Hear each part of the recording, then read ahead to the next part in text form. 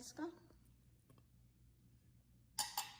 और एक medium size की प्याज है, इसको भी आप बारीक से काट लें, और हरा धनिया है फ्रेश अपना आधा कप।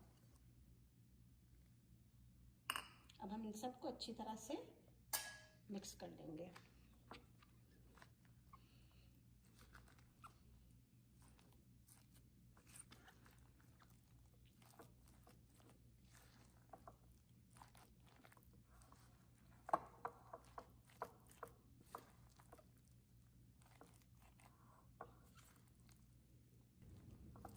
ये अच्छी तरह से सब मिक्स हो गया है।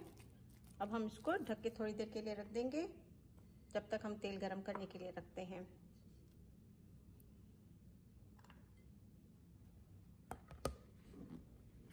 हमारा तेल तैयार हो गया है। अब हम इस तरह से छोटे छोटे बॉल बना लेंगे